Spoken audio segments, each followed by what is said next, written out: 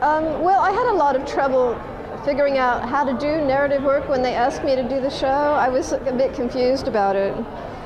Later, Clint told me that my work was already narrative, but I didn't really understand what they wanted. So I thought about doing illustrating a poem. This is an illustration of a poem.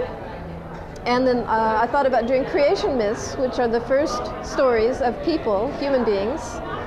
You know, do you know what a creation myth is? Oh yeah, I know several. Okay, yes. yeah. So anyway, so I thought, well, those are the first stories, and that would be a very good narrative theme.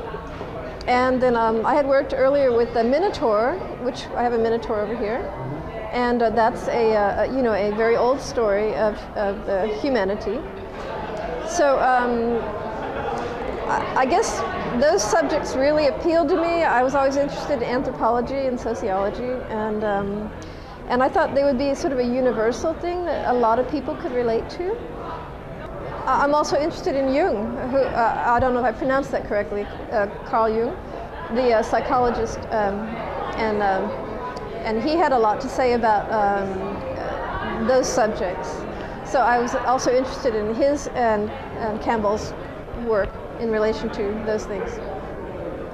Okay, it's the feathered serpent, and that's an Australian Aboriginal myth. And the feathered serpent was like a creator, and it created the surface of the earth. It came up out of the earth and created the mountains by the movement of it across the surface of the earth. It created the rivers and the oceans, and then it went back down into the earth and brought up the rocks.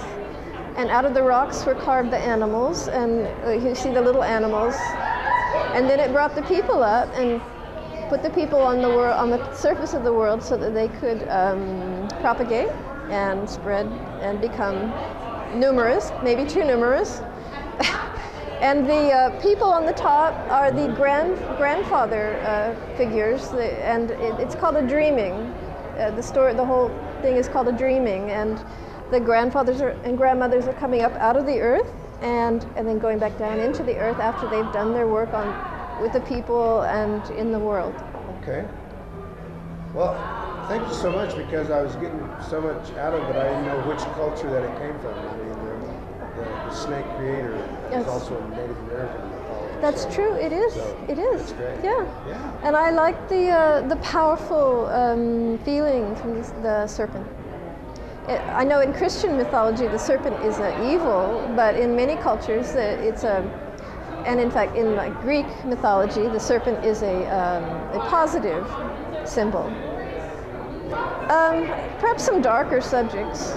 I didn't do anything really dark for this show except maybe a little bit with the vet piece, and I tried to do that sensitively. But I'm also interested in mental illness and expressing that, anger, grief. I may work with those subjects next. We'll look forward to that. Thank you very much. Thank you. Thank you.